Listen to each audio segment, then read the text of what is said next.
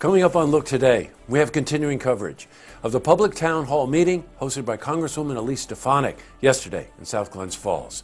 And 2018-2019 New York State budget will include a boost in financial aid for state and local libraries.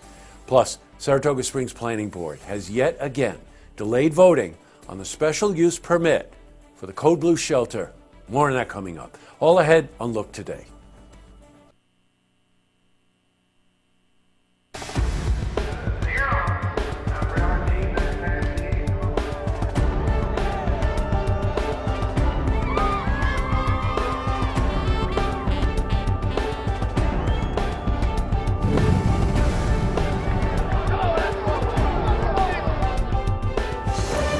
Welcome everyone and happy Friday. I'm Jay Hood Jackson and this is Look Today. Well, in tonight's program, I sit down with Diane Bargel.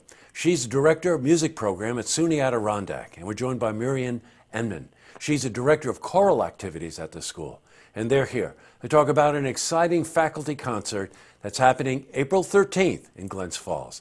I also sit down with Richard Perez Feria. He's the president and CEO of Saratoga Living magazine. And we're joined by Becky Kendall. She's executive vice president and publisher for Saratoga Living. And they're here to talk about this Saratoga Springs-based magazine that can compete on a national scale. And we've got your weather for the Tri-North counties, including some snow. But first, these headline stories. Well, in our lead story, we've got continuing coverage of the public town hall meeting. It was hosted by Congresswoman Elise Stefanik yesterday in South Glens Falls. Now, among the issues discussed was a tax bill and Stefanik's reasoning for voting against it. Now, she was among the 13 Republicans to vote against the plan. And one of the reasons being she opposes the repeal of SALT. Now, that means the state and local tax deduction. This is big for New York State. And she has stated that she supports comprehensive tax reform that provides tax relief to hardworking North Country families. Well, we were at that meeting, and we asked the Congresswoman about this. So my concern with the tax bill was not allowing New Yorkers or anyone to deduct their state and local taxes. We are a very highly taxed state. That concerns me. Certainly there are aspects of the tax bill that I support, such as doubling of the standard deduction, the enhanced child tax credit, getting rid of special interest loopholes. But my concern was that not having New Yorkers able to deduct their high state income taxes, it could lead to a tax increase. That was a smart move. And in this particular political climate, a courageous one. In other news, 2018-2019 New York State budget will include $34 million in investment for local public library capital and infrastructure aid. Now, after a report was made by the New York State Education Department, it was discovered that there is a dire need for this. Now, the increase in state funding will allow libraries to address their building needs, modernize their broadband infrastructure, and continue to best serve their communities. Well, we were at Crandall Public Library in Glens Falls today to find out how this will affect our local community. And we spoke to Kathy Neftali. She's the executive director of Crandall Library.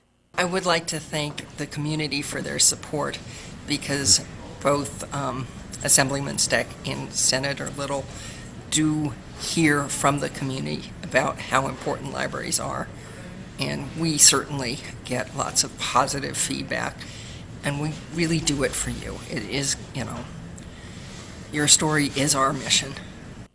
Hi, Kathy. All right, switching from news to weather. Snow. Yes, S-N-O-W. Happy spring, everybody. Well, let's see how the weekend is shaping up. For a more detailed look at our weather, let's head to the Glens Falls Weather Center for a look at your first weekend forecast. Thanks, Jesse. I'm meteorologist Clarence Ponser with your first look weather update here on Look TV. Our national forecast tonight shows a low pressure and a cold front and a warm front too moving into our area, bringing that cold front all the way down through portions of the southern tier of the country into the southern plains, and then we have that stage stream front in the Rockies and the warm front across basically the northwest part of the country. Temperatures tonight will be on the cool side, 32 in the southern part of our viewing area, 31 at Fort Edward and Greenwich, 30 in the Glens Falls area. And we could see some precipitation chances, maybe in the form of snow likely, because temps will be below freezing. And we'll experience those rain and snow chances, about half inch or so accumulation, southwest wind at 12 or so miles per hour. Dry on Saturday, cool though, 42, west wind at 10 miles per hour. And a cool start as well with lower to mid 30s, partly cloudy skies, wind chills on the chilly side in the lower 20s. Then our extended forecast shows sunny weather on Sunday, high of 40. Morning low, though, is 20, so make sure you have the heavy coats as you walk out the door for church services. 42 partial sunshine on Monday, 50% chance of rain and snow on Tuesday, high of 44. Morning low of 29 degrees. Back to partial sunshine on Wednesday, highs in the upper 40s, morning low of 28. That was your weather update here on First Look Weather on Look TV. I'm meteorologist Clarence Ponser. Now I send it back to you, Jesse. Thanks, Clarence. Looks like a real turnaround in 24 hours, so hang on till tomorrow. Back to the news. Saratoga Springs City Planning Board has again delayed voting on the proposed location for the Code Blue Shelter special use permit. Now, Shelters of Saratoga needs a special use permit for the proposed site for the new shelter, which would be on Walworth Street in Saratoga. Well, currently, the shelter is facing opposition from a group of neighbors. They are afraid of the effects that the shelter may have on their neighborhood. Now, we're going to have more on this next week. Up next, I sit down with Diane Bargel. She's Director of Music Program at SUNY Adirondack. We're joined by Miriam Enman. She's Director of Choral Activities at the school. And they're here to talk about exciting faculty concert that's happening April 13th in Glens Falls. I also sit down with Richard Perez Feria.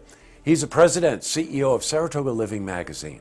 And we're joined by Becky Kendall. She's Executive Vice President and Publisher for Saratoga Living. And they're here to talk about this magazine. It's a fun interview.